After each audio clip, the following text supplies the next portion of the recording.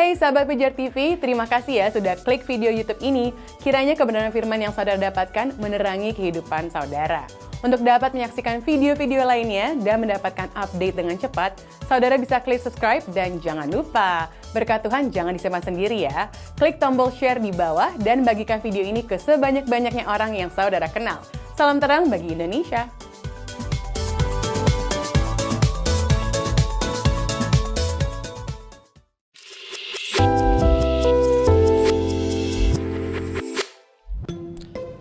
Human Immunodeficiency Virus. Oh, Acquired Immune Deficiency Syndrome. Kok bahasanya susah banget ini ya?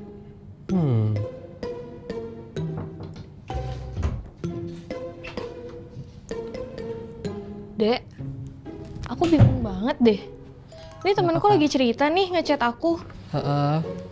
Ini loh, katanya dia tuh curiga kalau dia sempat ketemu sama orang yang terjangkit virus HIV.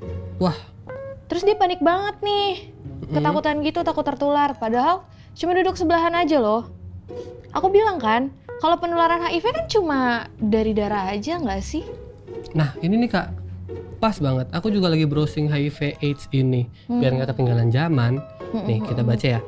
HIV, Human Immunodeficiency Virus, adalah virus yang menyebabkan AIDS, Acquired Immune Deficiency Syndrome, yang tidak dapat disembuhkan.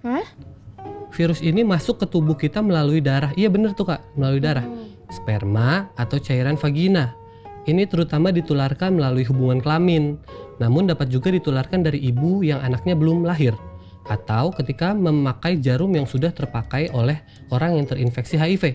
Seks oral memiliki resiko yang lebih rendah tetapi masih tetap beresiko. Nah, temennya kakak ngelakuin ini nggak? Kurang tahu juga sih ya. Iya juga ya, kalau tahu kan aneh.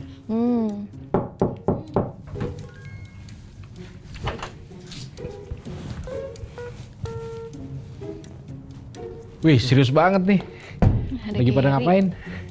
Ini loh Kak, teman aku, dia ngechat aku katanya dia takut tertular virus HIV. Padahal Oh ya? kan cuma duduk sebelahan sama orang yang dia ketemu. Kayaknya dia masih nggak ngerti deh penularan virus itu dari apa. Iya Kak, terus ini semakin aku browsing tentang HIV sama AIDS, aku semakin sadar kalau aku taunya dikit Kak. Aku jadi malu banget Kak. Ini. Udah nggak usah malu. Mendingan kita belajar dan kita ngobrol-ngobrol aja soal HIV. Nah, boleh Iya banget kan? Kak. Boleh Kak, boleh Kak.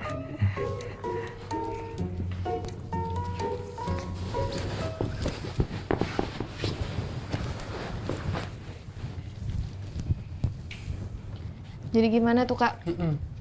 Ya, jadi HIV itu virus yang bisa menular lewat yang tadi kamu browsing tuh. Ya. Pertama cairan kelamin, kontak darah, lalu air susu ibu. Nah, itu yang paling banyak terjadi proses penularan. Makanya waktu duduk sebelahan kita nggak perlu takut sebenarnya. Oh, kita nggak perlu Karena kita nggak, virus itu nggak menular waktu sebelahan, satu cangkir bareng, satu handuk bareng sekalipun. Karena lewat 3 hal itu penularan virusnya. Berarti harusnya temen aku nggak usah takut ya, aku dia panik banget. Iya. Iya. Dulu kan sempat beredar isu, pernah dengar nggak bahwa ditaruh jarum di mana-mana, ada gitu. Jadi di toilet itu tisunya ditaruh jarum, terus dikasih kertas welcome, selamat bergabung. Waduh, serem banget. Nah itu pun nggak, karena virus itu bisa mati dalam jangka waktu tertentu di udara terbuka. Oh, Ya jadi banyak info-info yang sebenarnya beredar hoax lah kayak gitu. Makanya kita perlu dapat informasi yang benar justru. iya. Jadi sebenarnya kalau kayak gitu tuh nggak bakal tertular ya Kak? Nggak bakal tertular. Jadi itu sebabnya kita tuh nggak boleh memberikan stigma negatif kepada teman-teman ODA atau ODIF. Itu sebutannya kan, orang dengan HIV/AIDS. Oh. Biasanya kita menyebutnya ODIF, sahabat ODIF. Kita justru harus bisa merangkul, tapi tetap dengan knowledge dan pengertian yang benar lah tentunya. Tetap berjaga-jaga supaya proses penularan itu tidak terjadi. Tapi proses penularan itu tidak serta-merta bisa terjangkiti, kecuali ketika virus itu mulai berprogresif ke arah AIDS. Nah biasanya ada penyakit-penyakit yang mendukung kayak hepatitis C, TBC, masalah di kelenjar getah bening, diare, biasanya juga di lidah ini berjamur gitu. Nah, ada penyakit-penyakit kompleks yang disertai biasanya gitu. Nah, aku tuh bingung Kak, bedanya HIV sama AIDS tuh apa? Ya, biasanya kan ditaruh sebelahan ya. Jadi HIV itu virusnya. Nah, virus ini adalah virus yang menghancurkan pertahanan tubuh. Oh, imun kita Hancur. Ya. Jadi kalau di istilahnya tuh ada CD4, CD4. Iya, jadi disitulah yang diserang oleh virus itu. Nah, ketika kita sudah terserang oleh virus itu, masuklah kumpulan-kumpulan penyakit yang kompleks. Nah, biasanya fase itu disebut fase AIDS. Ya, jadi sudah dalam tahap komplikasi. Biasanya ginjal kena, liver kena. Nah, gitu. Jadi memang karena dia kena imun, maka dia daya tahannya lemah. Nah, ini nih yang menarik. Biasanya orang-orang yang dengan HIV itu dijauhin karena dia takut menular, gitu kan? Iya, betul. Nah, sebenarnya kitalah yang bahaya buat mereka. Karena kita kan punya imun. Iya. Misalnya nih kita berempat sama satu lagi sahabat Odif.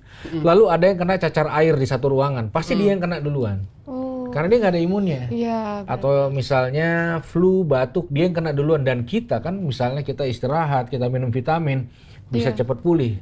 Nah, kalau dia butuh waktu panjang untuk bisa pulih, makanya stigma negatifnya adalah melawan stigma negatifnya adalah sebenarnya kita inilah yang berbahaya buat mereka, bukan mereka yang berbahaya buat kita gitu. Tapi itu benar-benar imunnya hilang semua atau bisa terproduksi lagi tapi diserang lagi gitu Kak? Nah, kalau diukur, makanya ada tesnya, tes CD4 itu bisa dari 200 ke 2000 bisa.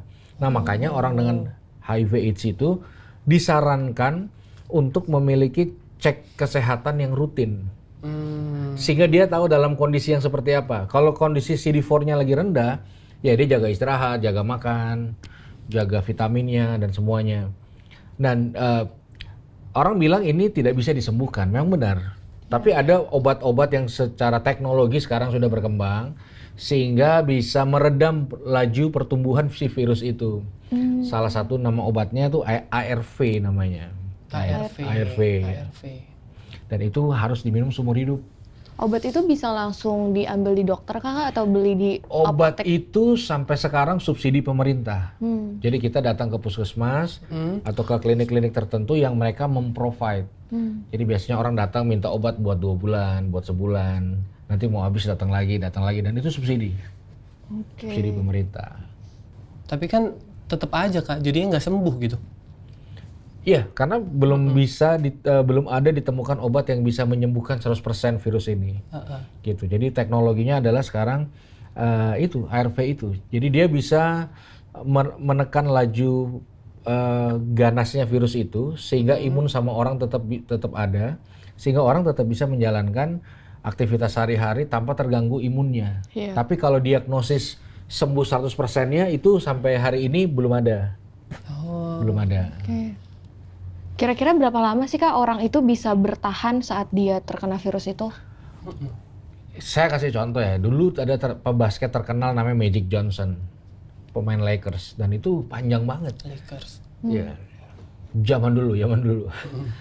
Nah, saya mendampingi orang-orang dengan HIV. Saya tinggal bareng sama mereka. Saya hidup beberapa sama mereka selama beberapa tahun terakhir. Beberapa hidup panjang gitu. Yang menentukan orang hidup panjang bukan HIV-nya, tapi pola hidup kita sebenarnya. Gitu. Jadi ada yang menikah.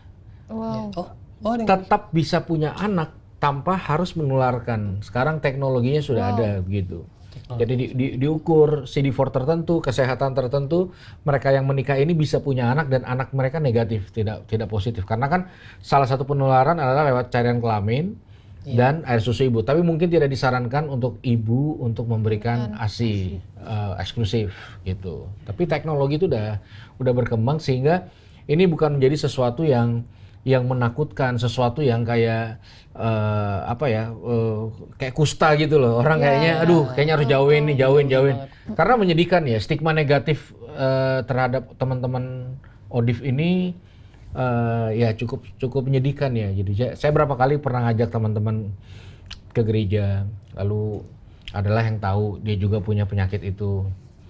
Habis itu kursinya dibuang misalnya karena tidak mengerti, karena orang takut gitu kan. Iya. Atau nggak boleh duduk bareng ini, atau nggak mau kayak tadi kan. Iya betul. Ya, jadi biar kita ngobrol enak ini bisa cari tahu deh yang benernya itu gimana gitu. Berarti bisa dibilang nggak sih Kak, kalau sampai sekarang obatnya belum bisa menyembuhkan, kalau orang yang sudah terkena virus HIV, apakah sama artinya dengan dia sudah terkena vonis akan mati? Saya nggak setuju sih. Saya nggak setuju. Kenapa tuh, Kak? Iya, karena kalau dilihat penyebab kematian tertinggi bukan cuma HIV, ada diabetes. Iya. Apakah orang kena diabetes lalu vonisnya mati karena angka kematiannya tinggi? Kan nggak juga. Iya, Jantung dan sebagainya. Dan itu bukan satu vonis akhir dari segala-galanya gitu. Yes. Jadi justru itu akan mengarah ke stigma sih kalau kita menyamakan bahwa vonis HIV itu sama dengan vonis mati gitu. Which is semua juga kita bakal mati sih. Iya benar. Jadi Iya, harusnya nggak digiring ke arah situ. Kalau menurut pandangan saya. Iya. Karena ketakutan aku juga di situ sih Kak. Misalkan aku punya teman HIV, ya dia bakal meninggal nih gitu. Takutnya gitu. Iya, makanya sebenarnya ya kalau ngomong meninggal ya kita semua meninggal gitu. Iya, Cuma dengan nah HIV itu bukan kayaknya ntar lagi mati nih dia, enggak. Oh enggak. Banyak banget yang umurnya panjang, sehat, produktif, bisa melakukan aktivitas, bahkan bisa lebih sehat dan lebih produktif dari orang-orang yang tidak terinfeksi virus HIV. Dia memungkinkan umurnya sama kayak kita nggak Kak? Memungkinkan sekali. Oh itu memungkinkan. Memungkinkan sekali. Waktu dia disiplin minum obat, kata ujung tombaknya di pengobatan kesehatan sih. Dia rutin check up, dia rutin minum obat, dia rutin jaga badan, jaga istirahat. Maka dia tetap bisa beraktivitas dan tanpa membawa risiko-risiko kepada yang lain. Ya. Gitu. Nih Kak, ngomong-ngomong tentang meninggal Kak. Ya. Mitosnya nih Kak. Kalau seorang laki-laki berhubungan, berhubungan seks dengan seorang perawan nih Kak, katanya sembuh Kak, bakal sembuh. Ya itu asumsi nggak benar sih. Itu nggak benar. Nggak benar sih. Itu emang niat aja sih. Emang niat bukan mau sembuh, emang niat nyari aja. Itu mitos dari mana ya? Iya, ini kau dapat dari mana? Gak tahu. Ini dari skrip. Oh, Iya. mungkin ya. Jadi itu mitos itu kesembuhan dan pemicu dijadiin satu. Nah jadilah itu enggak lah, itu mitos lah, nggak mungkin lah. Nggak mungkin. Mungkin karena orang-orang panik, terus mereka bikin mitos sendiri untuk Iya. menyenangkan hati Tapi mereka kali ya? mitosnya adalah kesembuhannya dengan cara penularannya kan nggak masuk akal. Iya, benar-benar. Tapi ya nice try lah. Nice try. Berarti intinya tuh kayak tadi yang kakak bilang, walaupun dia mengidap HIV, sangat mungkin bagi dia untuk tetap melahirkan anak ya kak? Bisa. Oke. Sebagai pasangan suami istri, Iya. tetap punya anak dan anaknya ini tidak terinfeksi HIV. Wow. Itu kemungkinan mempunyai anaknya bisa berkali-kali atau cuma Bisa sekali doang? bisa berkali-kali. Seperti orang normal aja. Nah, bagaimana proses berhubungan seksnya itu yang diatur. Dicek dulu kesehatan masing-masing, lalu adalah teknis-teknisnya yang membuat akhirnya mereka bisa teman-teman itu bisa memiliki anak dan Jadi tidak. tetap harus ada Ya, edukasinya. saya kenal beberapa yang memang udah kok teman-teman saya yang bapaknya positif, istrinya enggak, anaknya enggak. Wow. Iya. Dan punya anak gitu. Wah, Kak, kan kakak sering berhadapan sama orang-orang HIV nih Kak ya? Iya. Nah, berarti kakak ngerti emosionalnya mereka gitu kan Kak? Iya. Apalagi pas pertama kali mereka Iya. merasakan itu. Nih aku punya temen HIV juga nih Kak. Iya. Aku harus memperlakukan mereka seperti apa Kak? Maksudnya aku takut menyinggung mereka atau aku harus berhadapan dengan mereka tuh seperti apa gitu Kak? Memperlakukan mereka senormal mungkin. Senormal Gitu. mungkin. Lalu kontribusi kita sebenarnya yang paling urgent adalah pertama untuk memotivasi untuk tetap fokus ke kesehatan, ke dokter dan sebagainya. Kedua, berjuang untuk tidak memberikan stigma. Gitu. Ya dengan cara kita tetap sahabatan aja. Duduk sebelahan, tetap kongko-kongko bareng, duduk kayak gini juga nggak ada masalah. Gitu. Jadi mereka sangat butuh, kalau menurut saya ya, penerimaan sih. Ah iya benar. Gitu, karena memang stigma negatif itu cukup menghancurkan, makanya orang jarang open status istilahnya. Iya. Padahal open status itu penting. Untuk ngasih tahu ya kan? Iya, bahwa saya ini punya status plus, bukan minus ya, plus. Saya plus. Tapi aku perlu cerita ke teman-teman juga nggak Kak? Biar teman-teman juga menghadapi mereka kayak aku gitu. Gini, jika seseorang dengan rela mentes dirinya ya, Iya. nah dia tuh punya hak, siapa aja yang boleh tahu, siapa yang enggak. Nah, kita harus menghormati. Keputusan dia ya. Kalau dia terbuka sama kita nggak bisa semena-mena menceritakan yang lain supaya yang lain itu mensupport atau selain menjaga. Iya. Gitu. Karena itu adalah hak prerogatifnya si dia ini. Iya. Gitu. Dan, karena apa? Karena stigma negatif. Bahkan kalau dia belum mau memberitahukan orang tuanya pun, saya rasa itu haknya. Oh, Iya. Nggak serta-merta kita bongkar demi keselamatan semua. Enggak itu. Iya. Kita mesti menghormati. Makanya kita perlu buka ruang terbuka sehingga orang bisa terbuka dan tidak bocor kemana-mana. Lalu bisa semua ditertangani dengan baik gitu. oh malah nggak boleh disebarluaskan ya? Kalau saya sih lebih baik jangan, karena nggak Lebih semua orang kayak rahasia punya hati gitu dan ya. punya semangat yang sama untuk Berarti memulihkan. kalau orang itu bisa terbuka sama kita tuh orang-orang terpilih ya? Yang mereka Artinya mereka trust, ada trust yang terbangun. Dia terpilih, betul. Kalau ada orang terbuka, berarti dia sudah melihat, udah uji ombak istilahnya. uji ombak. Dan itu salah satu proses pemulihan yang baik. Gitu. Makanya kita perlu memperlengkapi diri kita dengan knowledge-nya. Iya, Jangan sampai kita menjadi orang atau komunitas yang memberikan stigma negatif pada teman-teman ODIF. Berarti boleh nggak sih Kak kalau kita bawa hangout aja teman-teman kita yang mungkin kita tahu dia sedang mengidap HIV, ya kita bawa hangout buat ke gereja kah? Tetap boleh kan Kak, aman? Boleh dong, boleh banget dong. Justru harus dong gitu. Iya. Dan jangan tunjukkan senatural mungkin gitu. Ya tetap senatural mungkin karena tidak ada risiko dan indikasi tertular lewat hangout. Ya kan? Jadi semua tuh aman dan secara psikis itu akan baik sekali untuk pemulihan mereka. Ya, tapi seandainya nih Kak, aku tahu ada teman aku tuh yang memang strict banget, yang takut banget sama HIV karena dia belum tahu tentang edukasinya gitu. Iya. Nah, aku mau bawa teman aku yang HIV, itu sepertinya akan sedikit beresiko nggak sih Kak? Kalau misalnya kayak gitu, aku bawa teman aku yang HIV ke teman aku yang sangat khawatir akan HIV. Kalau saya ya, Iya. kalau saya tidak akan bawa.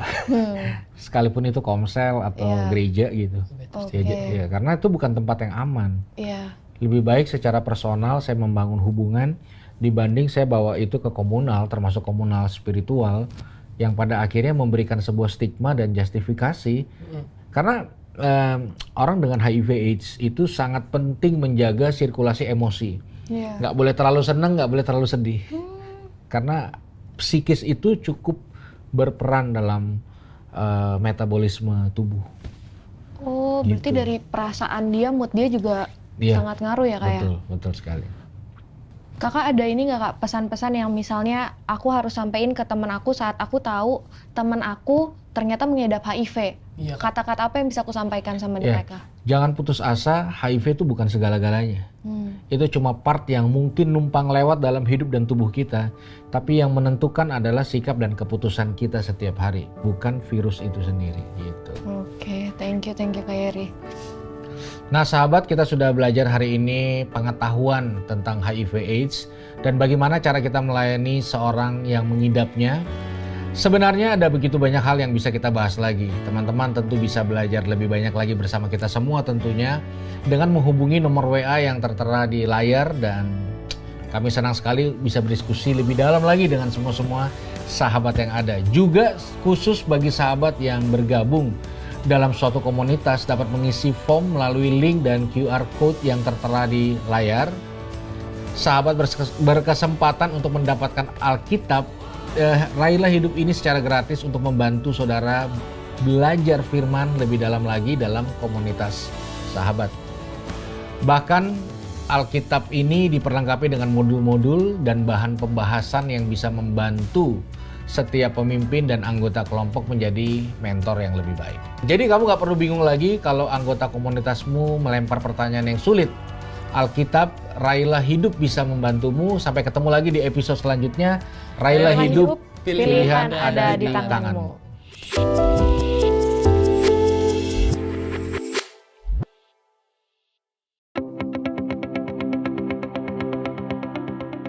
Sahabat Pijar TV, Shalom, apa kabar? Terima kasih sudah menjadi sahabat dan menjadi pemirsa setia program-program Pijar TV.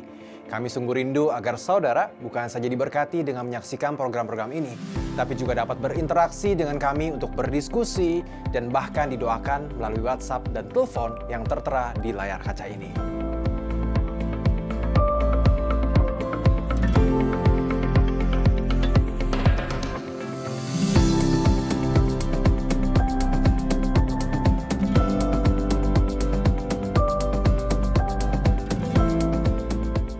Hubungi kami sekarang melalui WhatsApp.